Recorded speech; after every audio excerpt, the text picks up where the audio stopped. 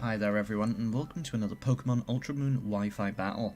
This is a fun battle I had against a random passerby called Max, and this will be the first in a small little series of matches against Max.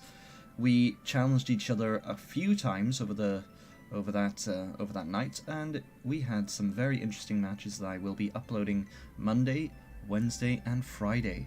So yes, look forward to that. Looking at his team, quite an interesting mix of Pokemon there, of various tiers, and seeing that Apom, I figured that would be Ambipom, even. I figured that is probably what Max is going to lead with, so leading Galvantula will not be the best thing I can do here, so I'll switch it up. Let's see. Going with that weird Ultra Beast music, I think. Or is this the Ultra People? I forget the names of them.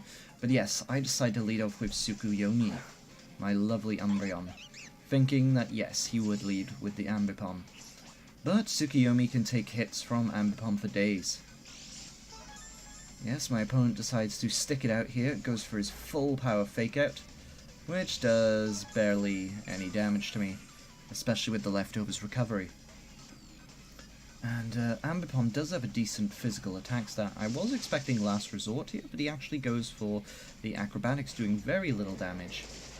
But with its decent attack stat, my Foul Play is able to make good use of it, dealing back that hefty damage to the Ambipom. I thought he was probably going to switch here, seeing that he was going to die next turn, and that he wasn't doing much damage to me, so I decided to go for the Wish. But we see he actually stuck it out and decided to stay in. I guess he's gonna let his Ambipom go down. Fine by me though. I'll be able to... Ooh, does get a critical hit on that last hit. But I will finish it off with Foul Play and I'll be able to recover away all that damage with my Wish. So I would have appreciated it if he didn't get that crit, but oh well. Can't complain. We're back at a nice, lovely HP range, and in comes the Mimikyu. Mimikyu, quite a difficult Pokemon. How should I deal with this? Well, I don't want to switch out and allow it to get up a Sword Dance while having its disguise ability intact, so I'll just stay in and go for the Foul Play to break that disguise. Now the question is, should I switch into Zone and take hefty damage from this Mimikyu, or should I try staying in and seeing how much damage Tsukuyomi could do? Tsukuyomi's physical defense is through the roof, so I might be able to take an attack like Play Rough.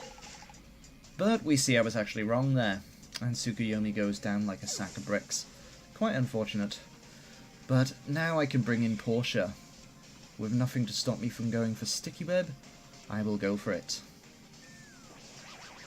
So the web is up, but I assume I'll be taken down to my Focus Sash here. As yes, this Mimikyu possibly adamant with the amount of damage this thing's doing. It's quite hefty. But yes, with the priority move Shadow Sneak, it is able to finish Portia off before she can get another move off. Unfortunate, but Portia did her job of getting up the Sticky Web, which will prove quite useful. Now in comes Sizzle. I need to nickname this thing Stark when I get the chance. And we go for the Bullet Punch, thinking maybe it'll take out at this range, but unfortunately it doesn't. And that +2 Shadow Sneak doing hefty damage. But, of course, we will out-prioritize with our Bullet Punch. And we do. So down goes Mimikyu. Good news for me. Now, ideally, I'd like to get a Sword Dance up, as in comes Toucannon. It's probably going to want to hit me with a physical flying move, and Sizzle has decent defense, so I'm going to see if I can get up a Sword Dance. Not to mention I don't want to get burned by that thing's special move, Beak Blast. So it blasts me, and unfortunately Sizzle was not able to survive. Unfortunate, but oh well, this gives me the opportunity to bring in Bertha.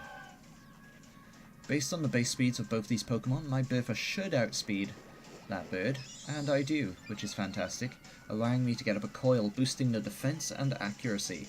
Of course it does boost the attack too, but that is completely irrelevant for my Bertha. As out comes the Bullet Seed. And I've got to say, that is quite a funny pose that Toucannon pulls when it shoots out that Bullet Seed. With its multi-skill ability, of course, multi-hitting moves, like Bullet Seed, will hit the maximum of 5 times. Annoying, but we do survive, and we know we outspeed. So, let's put this thing to sleep. Coil, of course, boosting our accuracy, making Hypnosis hit a lot more than it normally would. I think normally it's got a 60% accuracy, but with the Coil we boosted it to 80, which is pretty fantastic. Good, and we were able to hit, so that is all good. Now, let's go for our powerful Ice move. But, unfortunately, he switches out into Charizard. Luckily, our Ice move is actually just neutral against Charizard, it's not resistant, so we will do some good damage. But, since Charizard is a flying type, it wasn't caught in the sticky web. And Charizard has a base speed of 100, most people running max speed. So, Charizard will probably outspeed me here, and we see it is the Y. And Charizard Y always run Solar Beam. And at this range of HP, I'll be going down to Solar Beam.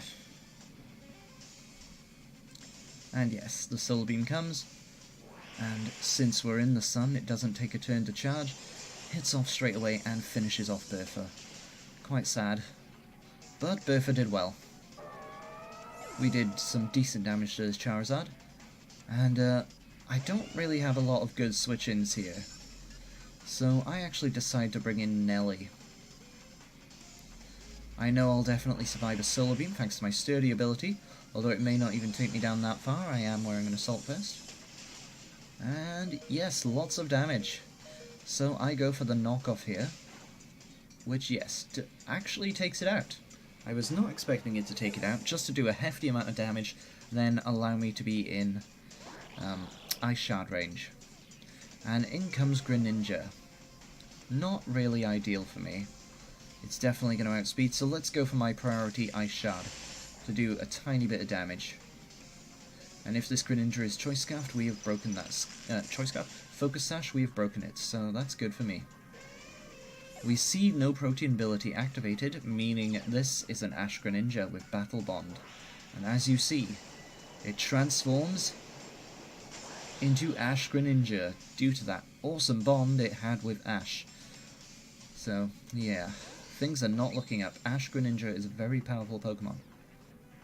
So I bring in Kira, and looking at the rest of his team, I know I need to get a bulk up in order to take down the likes of Nidoking. So let's bulk up, and since it is caught in the sticky web, I will outspeed.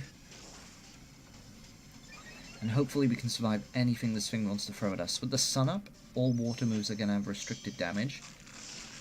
As we actually see Icium Z. Well, this is pretty worrying. Ash Greninja does have a high special attack, it may take me out. However, Galley does have a high special defense, so let's see. Non-stab Sub-Zero Slammer hits me very hard, but we are able to survive. Of course, Ash Greninja does have the priority Water Shuriken, but with the sun reducing its damage, will I be able to survive? Hits 3 times, and I survive with 4 HP. Allowing me to retaliate with Drain Punch. Brilliant, restoring my HP as well. Ash Greninja doesn't have much HP, so I don't restore a whole lot, but I restore enough to take me out of priority killing range. Not that any of his remaining Pokemon have priority. But yes, in comes Nidoking, who now, me at +1 physical attack, should be able to take this out with Psycho Cut. So we let loose with Psycho Cut, and yes, it does take it out, but with a critical hit. Not that I think that crit mattered, but very happy to finish it off nonetheless. As in comes the Sleeping Toucannon. Now, I'm not sure if Drain Punch would kill, but I don't think Ice Punch would kill either, so I'm actually just going to go for the Drain Punch, and surprise, surprise, it does kill. Well, Toucannon is not a Pokemon I'm familiar with, so I'm not familiar with how much defense it has, so I'm very surprised, but Drain Punch took it out and won me the game. So that was excellent. A good battle against a dude there. And, yeah, I just realised I just realized I recorded this on my Twitch profile. Yeah, that's a problem. It means that the video quality might not be as good as normal, but then I can't be 100% sure. And you can see my battle code at the bottom, my friend code for the DS. Well, silly me. I should have paid a bit more attention there, but it was a good battle nonetheless. And the next battle will be coming up on Wednesday. Thanks for watching. I hope you enjoyed.